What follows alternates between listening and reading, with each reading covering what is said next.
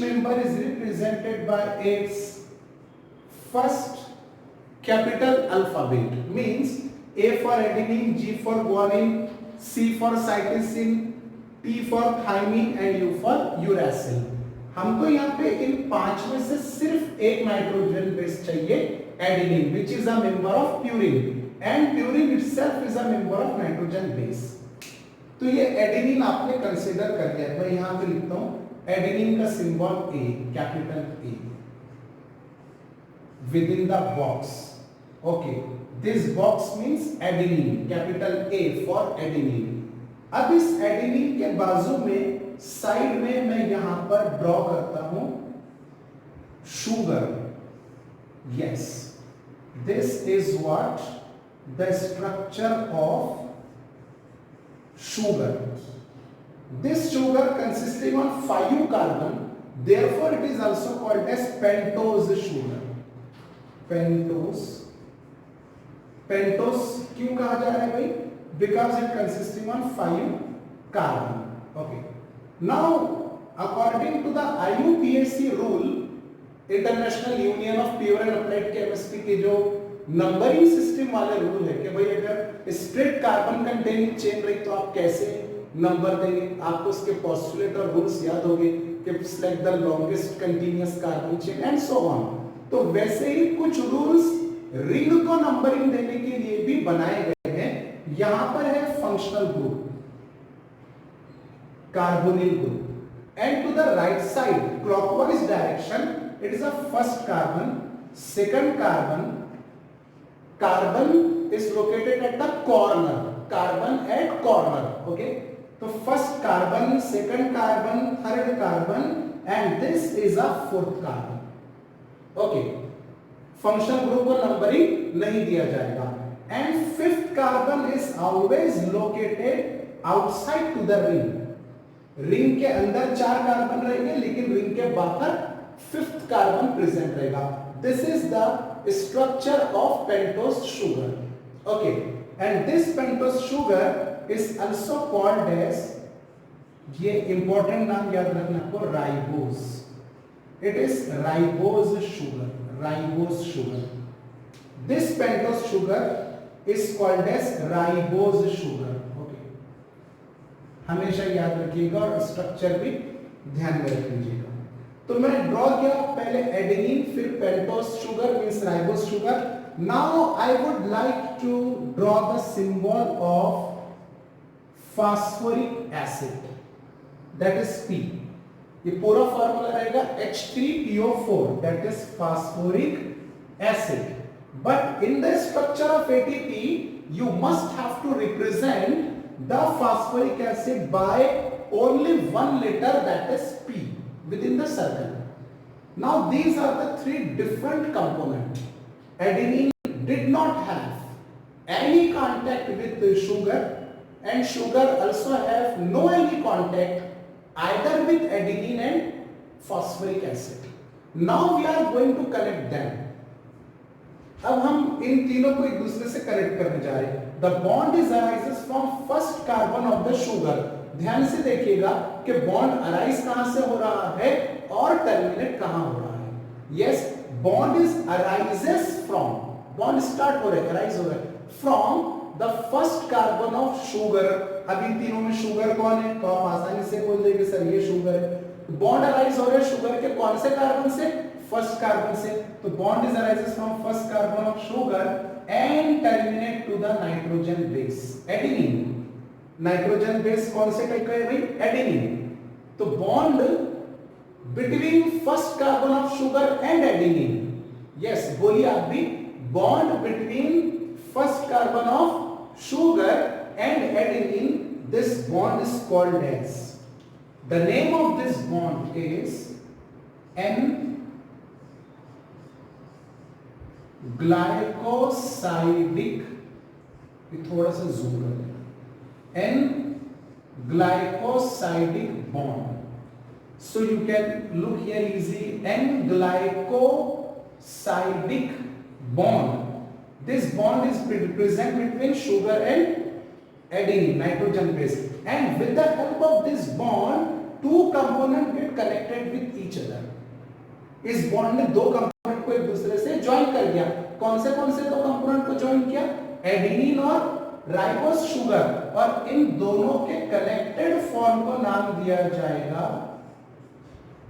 Adenosine. Yes, it is the first letter of ATP, adenosine. So what is adenosine? Adenosine is a composition of adenine and ribose sugar which are connected by n glycosidic bond. तो bond connect करना जरूरी है। Bond नहीं रहेगा, दोनों separate रहेंगे, आप दोनों सेपरेटेड स्टेट में जब रहेंगे तब एडिनोसिन नहीं कह सकते। एडेनिन अलग रहेगा, शुगर अलग रहेगा। Now in the same fashion we are going to draw a bond between the fifth carbon of sugar.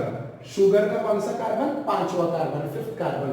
And the bond arises from fifth carbon of sugar and connect to the phosphoric acid like this.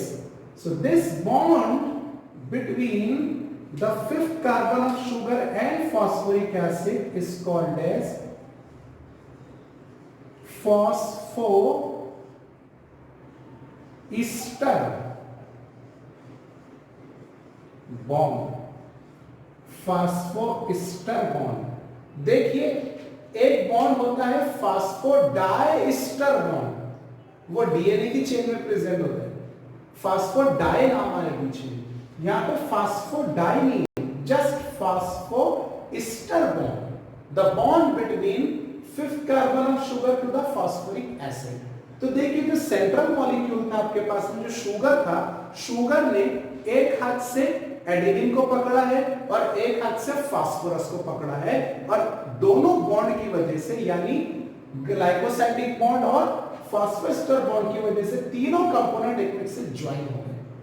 आप ये कह सकते हैं कि sir this much portion is adenosine, okay, and adenosine is connected with one phosphorus so that the complete structure is called as adenosine monophosphate, and the same structure, that is adenosine monophosphate, is a nucleotide of RNA, क्योंकि हम sugar कौन सी use कर रहे हैं? Ribose, इसीलिए ये nucleotide हो गया, आरएनए वाला न्यूक्लियोटाइड। अगर यहां डीऑक्सीराइबोज रहती तो डीएनए का न्यूक्लियोटाइड। ओनली एडिनोसिन, ये बहुत काम के वर्ड है, ये वर्ड जल्दी बुक में नहीं मिलते, तो आपको मैं इसीलिए बार बार कह रहा हूं कि आप नोट डाउन कीजिए। Only adenosine is also called as nucleoside, means this much portion, this much portion is nucleoside, but along with one phosphorus it will become nucleotide. Tide and this is side. Nucleoside without phosphorus and nucleotide with phosphorus. Adenosine, this much is adenosine, along with one phosphorus it will get adenosine monophosphate. Now I am going to join another phosphorus or phosphoric acid to the first phosphorus with the help of bond. Okay, so this is first phosphorus to the adenosine, this is second phosphorus. So this structure will now become adenosine diphosphate. Mono means one, एक phosphorus था तो adenosine monophosphate, दो phosphorus हो गए इसीलिए नाम दिया गया adenosine diphosphate. Now I am going to join one more phosphorus,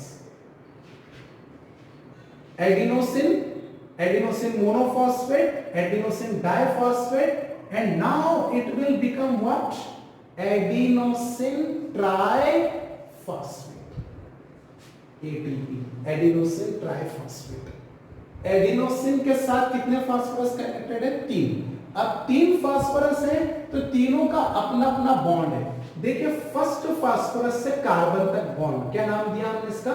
फास्फोएस्टर bond, लेकिन इसको एक और अल्टरनेट नाम है, the name of bond is just alpha bond. Alpha bond, या फास्फोएस्टर बॉन्ड, एक ही बात है। अल्फा बॉन्ड किसे कहेंगे आप? The bond between fifth carbon of sugar and first phosphorus is called as alpha bond. The bond between first and second phosphorus is known as beta bond, and beta bond is high energetic bond. It is represented by this curve line. Similar to this, the bond between second phosphorus and third phosphorus is known as gamma bond. Okay, so there are three phosphorus along with three bond: alpha bond, beta bond, gamma bond. Alpha bond is straight, but beta and gamma are curved. Again, question is why? Why alpha bond is straight and why beta and gamma bond are curved? A very lucid explanation and simple explanation is alpha is the bond between phosphorus and carbon. ये क्या है भाई? ये है carbon and this is what phosphorus. तो carbon और phosphorus का electronegativity different होने का वजह से बॉन्ड स्ट्रेच नहीं हो पाता है, बॉन्ड वीक नहीं हो पाता है, इसलिए जल्दी टूटेगा नहीं, इसलिए हमने इसको स्ट्रेट लाइन से रिप्रेजेंट किया। And alpha bond contain very less energy, approximately 3.4 kilo calorie. Okay, beta bond is present between two same molecule, phosphorus and phosphorus. तो देखिए दोनों भी फास्फेट एक दूसरे को सेम ताकत से खींचेंगे, दोनों के पास एक जैसी शक्ति है, तो दोनों phosphorus lone pair of electron को सेम ताकत से खींचेंगे, जिसकी वजह से बॉन्ड कमजोर होगा, बॉन्ड में स्ट्रेचिंग आएगी, बॉन्ड वीक होगा, और जो वीक होगा वो जल्दी टूट जाएगा, और जो जल्दी टूटेगा वो ज्यादा एनर्जी प्रोड्यूस करेगा। So energy in beta bond is 7.3 kilo calorie, and same is the case with gamma bond. It is also present between two similar molecules, phosphorus and phosphorus. So it also have the same amount of energy, 7.3 kilocalorie. So this is the structure of ATP. When we need energy to do the work, our system break only gamma bond. जब हमको energy की जरूरत होती है काम करने के लिए और ATP सेल में प्रेजेंट है, तो हमारा सिस्टम क्या करता है? एटीपी का सिर्फ गामा बॉन्ड ब्रेक करेगा। अब देखिए अगर ये बॉन्ड ब्रेक हो गया तो इस साइड में क्या बच गया आपके पास? Adenosine diphosphate, means this is ATP. When this ATP get broken down only gamma bond, then you get what? ADP. ये बॉन्ड ब्रेक हो गया, एडीपी, और इस तरफ क्या सेपरेट हो गया? Phosphorus, and this is inorganic phosphorus, तो इसे लिखेंगे आईपी। अब ये बॉन्ड ब्रेक हुआ तो एनर्जी तो मिली ना आपको, एनर्जी प्रोड्यूस हो गई। कितनी एनर्जी निकल गई? बॉन्ड टूटा, एनर्जी निकल गई, बॉन्ड टूटा, एनर्जी निकल गई। कौन सा बॉन्ड टूटा? Gamma bond. कितनी एनर्जी निकल गई भाई? 7.3 किलो कैलोरी। अगर आपको और एनर्जी चाहिए, इतनी एनर्जी से आपका काम नहीं हुआ, if you require more energy, तो बीटा बॉन्ड ब्रेक होगा या नहीं होगा? ये सबसे ज्यादा पूछा जाने वाला सवाल है स्टूडेंट्स द्वारा इस चैप्टर में, और ये सवाल मुझसे पूछते हैं स्टूडेंट। याद रखिएगा एक बात हमेशा के लिए कि अगर आपको ज्यादा एनर्जी की नीड है, एक एटीपी आपको सिर्फ 7.3 किलो कैलोरी ही दे सकता है, उससे ज्यादा नहीं। मतलब एक एटीपी का सिर्फ गामा बॉन्ड ही ब्रेकेबल है, बीटा बॉन्ड ब्रेकेबल नहीं। ओके, अच्छा आप ये बॉन्ड टूट गया, आपको एनर्जी मिल गई 7.3 किलो कैलोरी, एटीपी और आईपी सेपरेट हो गए, आपको और एनर्जी चाहिए, तो आपका सेल दूसरा एटीपी मॉलिक्यूल पकड़ेगा और फिर उसका गामा बॉन्ड तोड़ेगा, फिर 7.3 किलो कैलोरी आपको प्रोवाइड कर देगा। और एनर्जी चाहिए, तीसरा एटीपी लेगा, उसका गामा बॉन्ड ब्रेक करेगा, फिर 7.3 किलो कैलोरी एनर्जी आपको सप्लाई करेगा। यानी हर एक एटीपी मॉलिक्यूल में से सिर्फ गामा बॉन्ड ब्रेकेबल है, यानी हर एक एटीपी मॉलिक्यूल आपको सिर्फ कितनी एनर्जी दे सकता है? 7.3 किलो कैलोरी।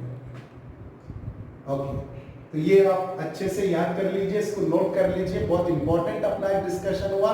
बाकी कंटेंट हम नेक्स्ट लेक्चर में डिस्कस करेंगे। Thank you very much.